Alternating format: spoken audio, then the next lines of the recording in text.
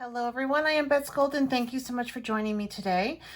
Today we are going to go over 7 of my very favorite Distress Oxide blends that you can do to create backgrounds. I'm just going to jump right into this. This is a technique that Tim Holtz uses. I've discovered that it works quite well. I do not invest in all of the Distress Oxides or in all ink of one brand per se. I only get the colors that I like, and today I'm utilizing all of those colors in this way. So the first blend that I really love is consistent of Squeezed Lemonade, Twisted Citron, and Salty Ocean. So I am just going to bust right through this and just hit the ground running. So I'm just going to lay it out and add some water. The more water you add, the more fluid it's going to be. And then I just have some mixed media cardstock that I have cut down into, let's see here, I can talk, into 3.5 by 5 inch pieces of paper for swatches. I can use these later on my card front. Yes, I am going to use a wipe between things to clean up, simply because I want to progress for the sake of YouTube, but you could have totally gotten a couple different swipes with that. I am using the heated tool on this instead of an embossing gun, because an embossing gun actually will blow everything around, and I want the drips to kind of stay right where they are.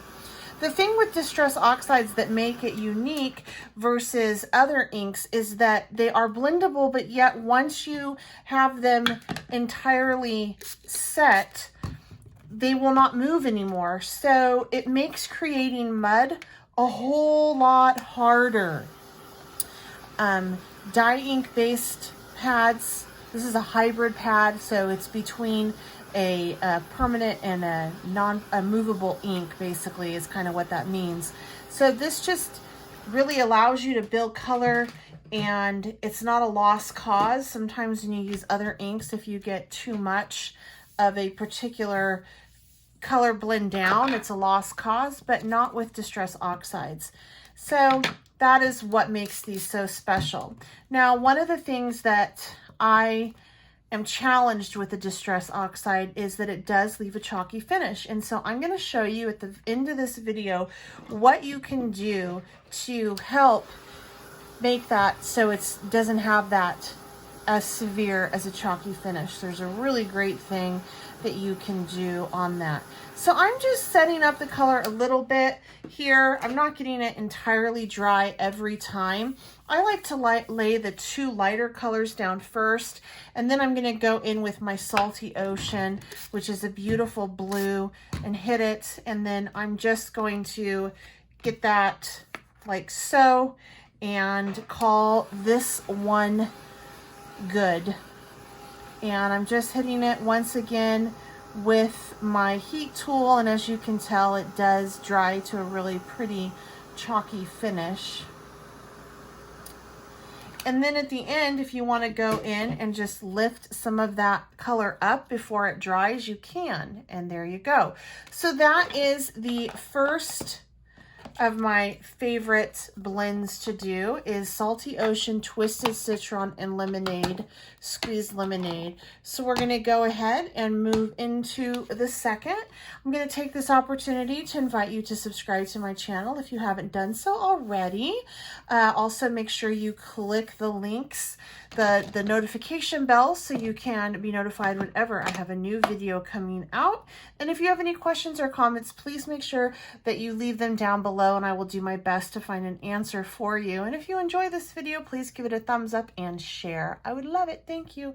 All right, so for this next blend, I'm going to be using Seedless Preserve. This is a purple. Purples can be challenging to work with if you've ever worked with purple before. Sometimes you will get mud depending on what colors you use. But with the Distress Oxides, you can do it relatively safely with a multitude of different color combinations. But for this particular blend, I'm going to be sticking with my pinks, which is obviously a different, it's in the warm color tone. family. And so I'm just going to lay this one out first, which is the spun sugar, like so, just to get a little bit of color on here. So this particular blend, I do enjoy just laying each color out on its own and just picking up that beautiful color. And the reason is because the color Spun Silk is so light that if I do not do this one first, it will really blend in with the other colors, Worn Lipstick, Seedless Preserve, and it will not hold its shape or integrity. So I just go through like so and get a little bit of that color down first. Now, if I don't clean my mat before I start to lay out color, I will get the residue of the other colors that I did in previous lays. So make sure that you keep that in mind, especially when you're going between a warm and a cool tone. Instead of wiping this clean, I am just going to throw the Worn Lipstick right down, just like so. Add some water, and away we go. Really loving that. Really pretty watercolor effect right there. And I am doing this in real time today. I'm not like turning out the video, and sorry about the clenching in the back. I'm using my wipes because I want you to see, every aspect of this and how to transition between one background color family or you know, laying one background versus another.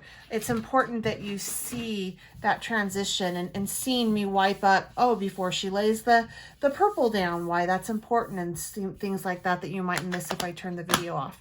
Okay, so now we're going to do Seedless Preserve, which is a beautiful purple. And I'm just laying out some more water on that, getting it to move. The more water you lay, the more it will move. And then there we go. I think I'm good with that. I'm actually going to go through and kind of swatch up, pick up some of that color right there. And then at this point, if you want to go back through and add some color, you can. I think I am going to go back through and throw some spun sugar on this again.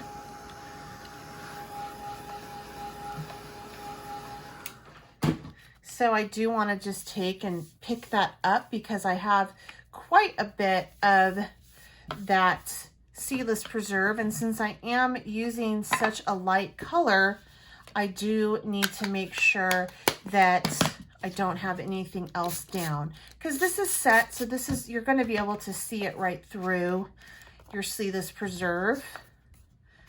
And it's just so pretty. There we go. I'm loving that now. Let me just pick up this color and hit it with a little bit of a heat gun from here. And then as I'm hitting it with the heat gun right here, I'm going to go ahead and just lay out my third set here, which is going to be in the warmer tones this time. We're going to use Wild Honey, Carved Pumpkin, and Barn Door.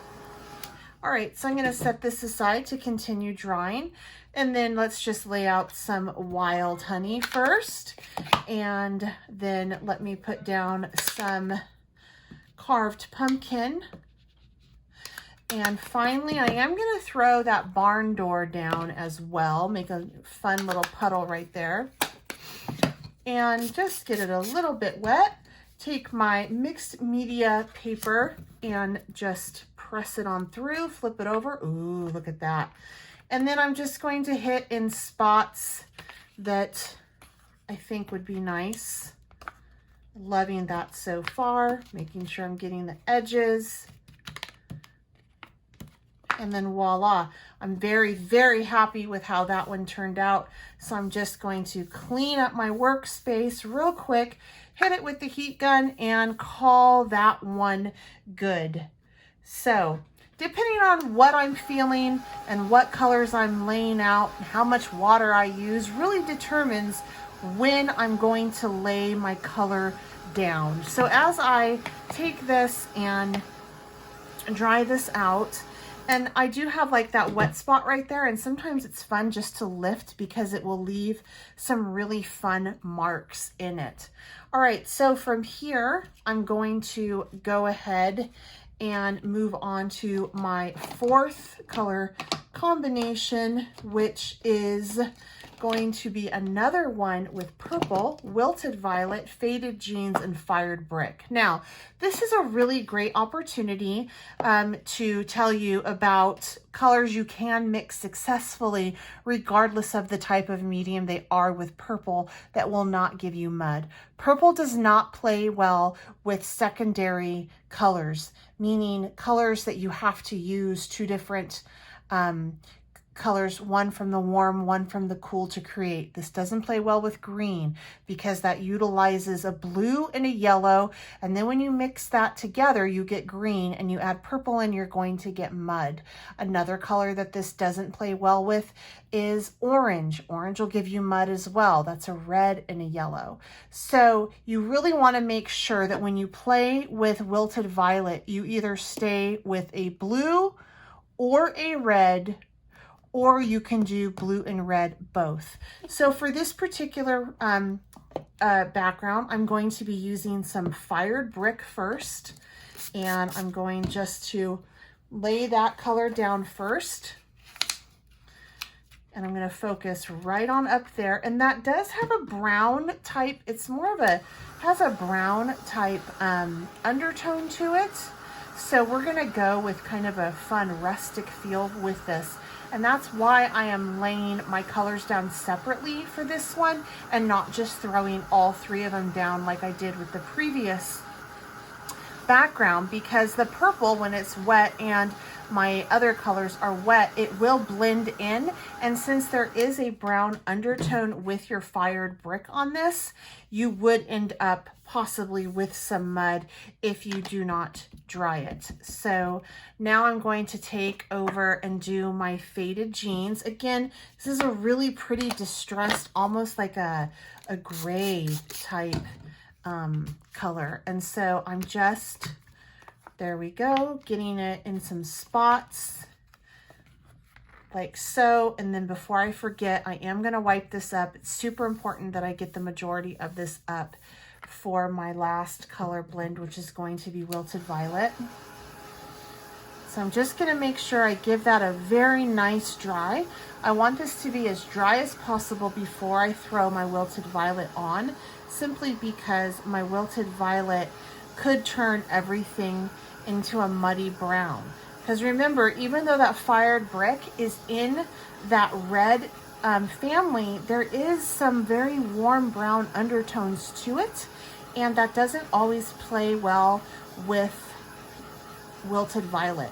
And also, if you notice, see, I'm using something from the warm tone and then something from the cool family here. So warm and cool. Whenever you mix warm and cool, sometimes if they're like a little bit, they're not the true red or the true blue, you will get mud. And as you can see, there's a little bit of that happening right there where those colors were both still wet. It doesn't bother me because I'm going for kind of a rustic grungy look with this, so I'm totally okay with that. All right, last but not least, we're just going to lay down some of this wilted violet.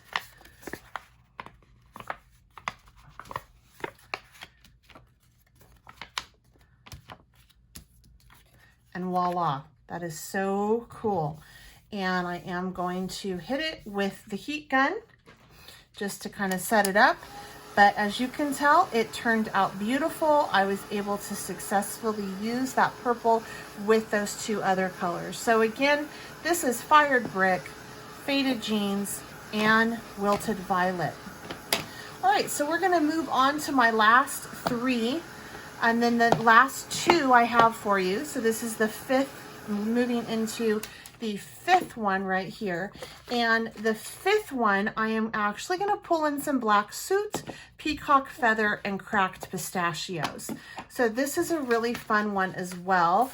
And my last two after this are going to utilize four colors, instead of 3. So I'm just going to put down my cracked pistachio and my peacock feathers first.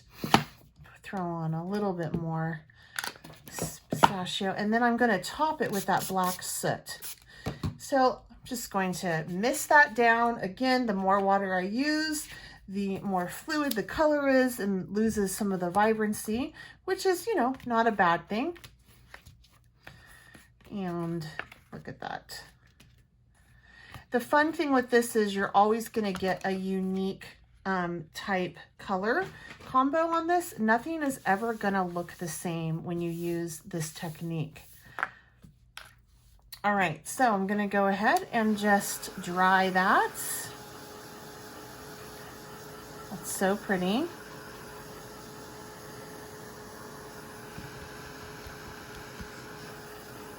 And I like to lift it. My baby wipe is obviously wet, and if you lift it while it's still wet, you can get those fun drops. And now we're going to go ahead and add in some of our black soot. And for this, I'm going to concentrate on the edges. So I'm just going to go on in, and I'm really concentrating on those edges, like so. And I'm going to hit that, pick up some of that color along the edges, and I'm going to actually go back through with what's left on my mat, and I'm going to throw on some cracked pistachio and some peacock feathers and do a final dip. And the reason is because I just want it to have a really beautiful layered look to it, which is totally possible with this kind of ink. You can't always do that with other inks, because this will still shine through. And I'm not going to hit it with much water on this. It's just going to be like that much. And then I'm just going to go through and pick up some of this color. And voila. There we go. I'm loving that. I think it's so pretty. And then just go through and just lighten it up. Pick up some of that color I just laid, because as it oxidizes. And then I'm going to hit it right here. And you know, right down there, I'm not loving that. That's looking a little bit too harsh. So I'm going to go back through with some peacock. Actually, I think I'm going to go through with, yeah, peacock feather down there. I think will be nice. So definitely, if it doesn't turn out, you can still work it until you get what you want. So I'm just, look at that. Look how beautiful that color is. It's like so vibrant. And I'm just mopping it up. All right, now I'm loving that. That's so pretty. All right, so I'm making sure I'm cleaning it up as I go. Not so much for this layer, but the next one. Or layering, I shouldn't say that, huh? All right, so there we go. Look how pretty that one is. All right, so let's move on to our last two. And for our last two, I am going to be utilizing 4 colors for each of these backgrounds. And I want to make sure that I get this nice and clean. So for this one, I'm going to be using Old Paper, Mowed Lawn, Peeled Paint, and Lucky Clover. So I'm just going to put out smooshes of 4. That was Old Paint. This is Mowed Lawn. That was Old Paper, excuse me. Mowed Lawn, Peeled Paint, and then Lucky Clover. And then right in the middle is where I'm going to put my water. And I'm going just to take and lay that down and slightly turn it, and then go in the opposite direction. There we go. I'm going to hit it with a little bit of heat, and then I'm going to do the whole thing one more time. But isn't that a really pretty green background? Love it. The color combination is just gorgeous. All right, so I'm going to go back through. This time I'm going to add a little bit more water, and then I'm going to go in the opposite direction that I was in. Boom. Boom, there we go. Now, voila, get those edges. And I love it, love it, love it. Look how pretty that is. So gorgeous. Love that color combo. So I know that, you know, 3 is usually the magic number, and 3 for me is the magic number as well, but working those 4 greens together is really lovely.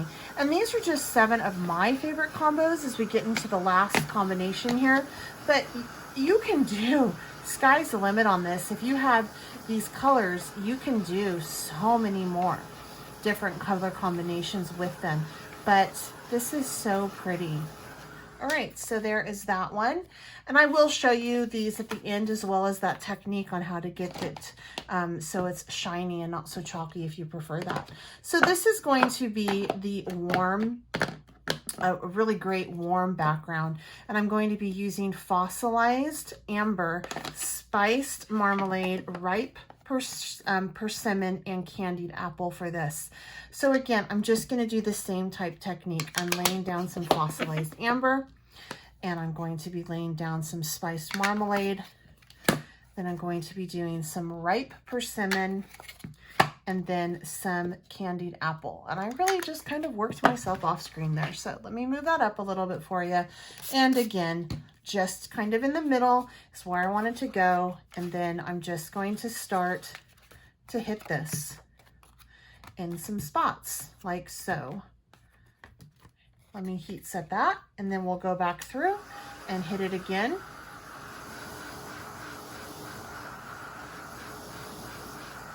Such a pretty combination.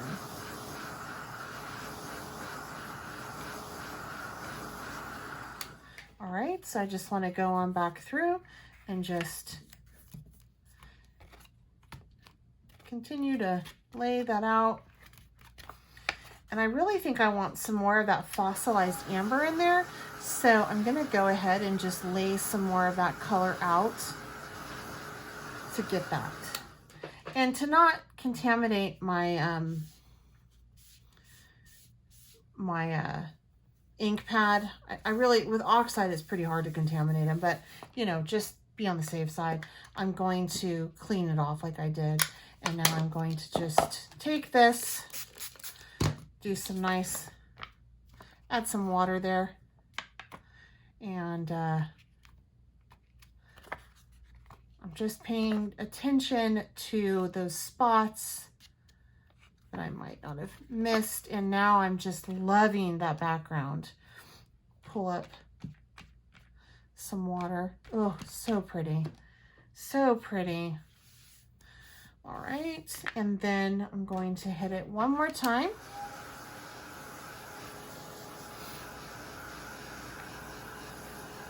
All right, so these are my picks. These are the only Distress Oxides that I own in the pad form. Part of that is because I own all the Distress inks, because you can get the Distress inks in small ink pads, and that's easy for me to store. I consider my craft room real estate Manhattan, in the sense that it's very, very valuable to me. So if it takes up too much space in comparison to what I would use it, I don't get it. So that is why I only have these particular Distress Oxides in my stash. That is it. So let me show you what you can do to create. I'm going to use another sheet that I have here that I've already done. This side I have put a Distress Glaze on, and that's what it's called in order to get that chalkiness muted, almost more shine to it. So there is this product, it's called Distress Glaze. I do not like to use the sponge in it, even though you can. It has been created for the sponge tip. It fits perfectly in there. But my experience has been I will pick up too much product when I do that, and I will burn through my my product much faster. And by applying it with my fingers, I don't go through as much, and I don't have to wipe off any excess. So all you have to do is just apply it with your fingers, and it'll bring that luster and shine back into it, and it'll give it a non-chalky feel. So I'm not a big, huge chalky fan all the time. In fact, usually I like to err on the side of gloss or matte. I use this quite a bit, and I have had this for about a year, and I use the Distress Oxides a lot, and that's how much I have left. So for me, it's a really great alternative, a great happy place in meeting the two. So let's go through and just show you these. This was the one I used with Salty Ocean, Lemonade, and Twisted Citron. This one was the one with the Seedless Preserves, Spun Sugar Lipstick. This one is the Wild Honey, Carved Pumpkin, and Barn Door.